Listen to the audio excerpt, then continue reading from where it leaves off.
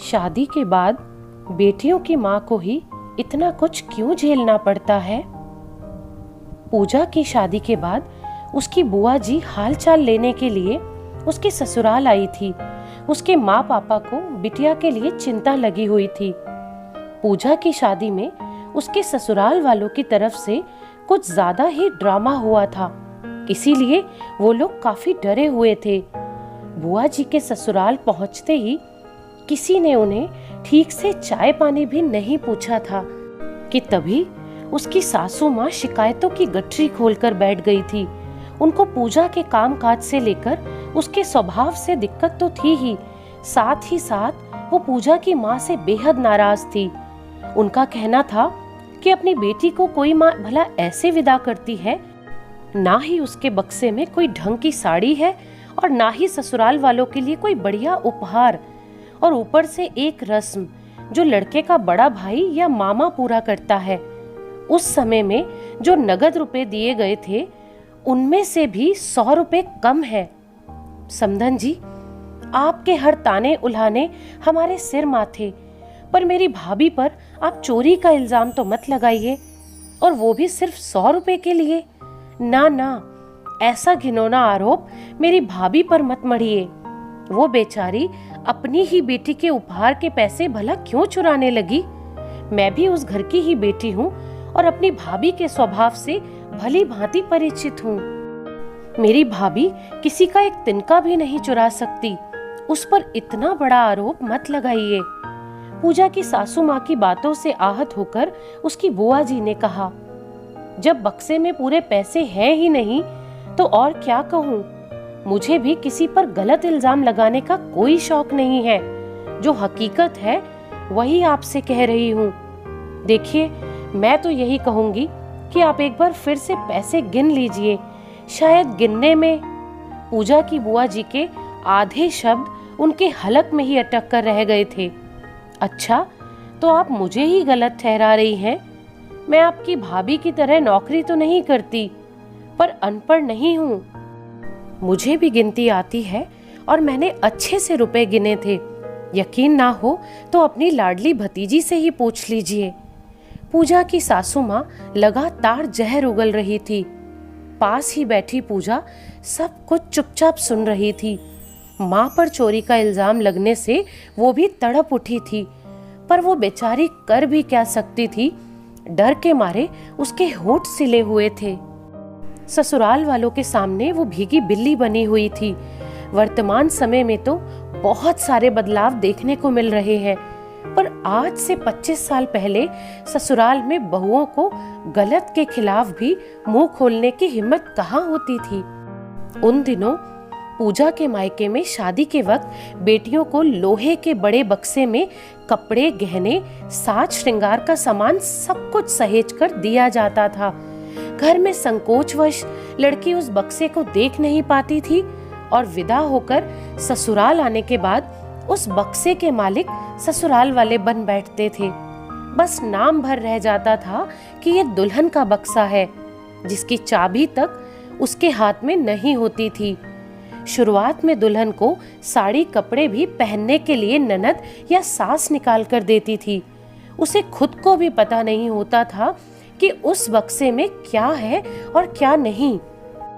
हाँ, मायके से विदा होते वक्त पूजा की माँ ने उससे जरूर कहा था कि निरीक्षण के वक्त जो भी सामान उसके ससुराल वालों ने दिए थे उसे बक्से में संभाल कर रख दिया गया है।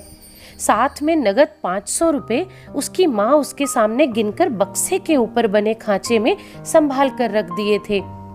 उन दिनों 500 या 200 के नोट नहीं होते थे, तो 100 के 5 नोट माँ ने उसे दिखाकर रख दिए थे।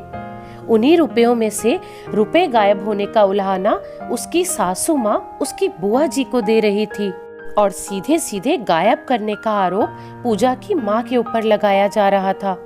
वो तो खुद हैरत में थी कि जब माँ ने रुपए उसके सामने गिनकर रखे थे तो उसमें 100 रुपए कम कैसे हो सकते थे। खैर, तानों उल्हानों का निवाला खाकर पूजा की बुआ जी भारी मन से पूजा के ससुराल से लौट गई थी। घर पहुंचकर हाल समाचार के नाम पर बुआ जी ने जब चोरी के इल्जाम वाली बात घर में बताई तो सबके ऊपर मानो वज्रपात हो गया। अपने ऊपर चोरी के इल्जाम सुनकर पूजा की माँ बहुत आहत हुई थी। उन्होंने सबके सामने कहा भी था कि अब किस मुंह से बेटी के ससुराल जाऊंगी। ओहो, आखिर क्या गलती थी मेरी कि सिर्फ 100 रुपए के खातिर मुझे चोर बना दिया गया। अगर 100 रुपए कहीं इधर उधर भी हो गए होंगे तो क्या इसे नजरअंदाज नहीं किया जा सकता था? क्या बेटी की माँ होना इतना बड़ा गुनाह है? बेटियों की माँ को कुछ अच्छा होने पर तारीफ के बोल तो कभी नहीं मिलते, पर बेगुनाह होते हुए भी आराम से उन पर कुछ भी इल्जाम लगा दिया जाता है। सोचते हुए रो पड़ी थी पूजा की माँ। इधर पूजा भी अपनी माँ के बारे में सोचकर बहुत दुखी थी। माँ सुनेगी तो उसे कितना बुरा लगेगा। चोरी का आरोप वो कैसे सहन कर पाएगी? आखिर वो पैसे कहाँ गए? हे ईश्वर, मेरी माँ के सिर से ये इल्जाम मिटा देना। माँ के बारे में सोचते हुए पूजा की आंखें भीग गई थी। एक दिन पूजा अपने जेठ के 5 साल के बेटे बंटी के साथ बैठी ड्राइंग बना रही थी। तभी उसकी नजर बंटी के कलर बॉक्स में रखे 100 रुपए के नोट पर पड़ी। देखकर उसकी आंखें चमक गई। बेटा, ये नोट आपको किसने दिया? पूजा ने बड़े प्यार से पुचकारते हुए बंटी से पूछा। वो बुआ ने जब बक्सा खोला था तब उसके अंदर बहुत सारे रुपए थे। मैंने चुपके से एक नोट अपने पास छुपा लिया। आप किसी को बताना मत छोटी माँ, नहीं तो सब मुझसे छीन लेंगे। बंटी ने काफी भोलेपन से कहा। बेटा, लेकिन चुपचाप किसी के पैसे लेना अच्छी बात नहीं है। आपको ये पैसे बुआ को बताकर लेने चाहिए थे ना, पूजा ने बंटी से कहा। लेकिन बता देता तो बुआ मुझसे पैसे छीन लेती ना, बंटी ने बड़ी मासूमियत से उत्तर दिया। बंटी के भोलेपन पर पूजा उसे क्या प्रतिक्रिया दे उसे खुद समझ नहीं आ रहा था।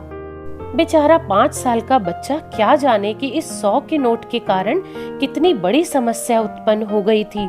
अगर जिस दिन ये रुपए गायब हुए थे उस दिन ही घर में अच्छे से छानबीन की जाती तो सच्चाई जरूर सामने आ जाती। सोचती हुई वो धीरे धीरे अपनी सासू माँ के पास असलियत बताने के लिए पहुंची ताकि उसकी माँ के सिर से चोरी का इल्जाम हट जाए। सच्चाई सुनकर उसकी सासू माँ ने बड़ी बेबाकी से कह दिया कि मुझे उन पैसों में से 100 रुपए कम दिखे तो मैंने सोचा। इसके आगे सासू माँ से उसे कुछ बोलने की हिम्मत नहीं हुई तो पूजा अपने पति से गुजारिश करने गई कि अगर उसकी माँ को पत्र के द्वारा सूचित कर दिया जाता कि वो 100 का नोट घर में बंटी के पास मिल गया तो मेरी माँ चोरी के अपराध बोध से मुक्त हो जाती। बाद में पूजा ने तो अपनी माँ को बच्चे की गलती बताई, पर माँ को लगा कि बेटी दिल रखने के लिए उससे ये बात कह रही है। खैर, इतना सब कुछ झेलने के बाद भी पूजा की माँ अपनी नातिन के पैदा होने की खबर सुनकर खुद को रोक नहीं पाई और उसके ससुराल दौड़ी चली आई। तब भी पूजा मन में ये आस लेकर बैठी थी कि शायद उसकी सासू माँ उसकी माँ से बच्चे की गलती का कोई जिक्र करेगी, पर वो गलत थी। उसकी सासू माँ या ससुराल के किसी भी सदस्य ने उस पैसे के लिए कभी सफाई तक नहीं दी। ये तो एक माँ का दिल है जो 100 इल्जाम सहकर भी अपने बच्चे को कभी अकेला नहीं होने देता। पूजा को भी जब जब जरूरत आन पड़ी उसकी माँ ने उसका साथ कभी नहीं छोड़ा। पूजा के सास ससुर अपनी ही अकड़ में रहे जैसे कि कभी कुछ हुआ ही नहीं था, पर झूठी शान की वजह से वो उसकी माँ के सिर से चोरी के इल्जाम को मिटा नहीं पाए। सच दोस्तों, माँ तो आखिर माँ है।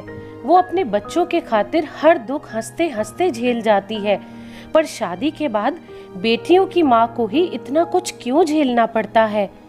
आजकल के समय में बहुत कुछ बदल गया है। वो लड़की वाले और हम लड़के वाले की भावना बहुत हद तक कम हो गई है, पर इसे जड़ से मिटाना अभी भी बाकी है। अगर समय रहते हम नहीं जागे तो अहंकार के कारण कितने रिश्ते नासूर बनकर रह जाएंगे। तो इस कहानी के बारे में आपकी क्या राय है? कमेंट करके जरूर बताइएगा। और ये कहानी अगर आपको पसंद आई हो तो प्लीज लाइक जरूर कीजिएगा और ऐसी ही दिल को छू लेने वाली और प्रेरणादायक कहानियां सुनने के लिए इस चैनल को सब्सक्राइब करें। धन्यवाद।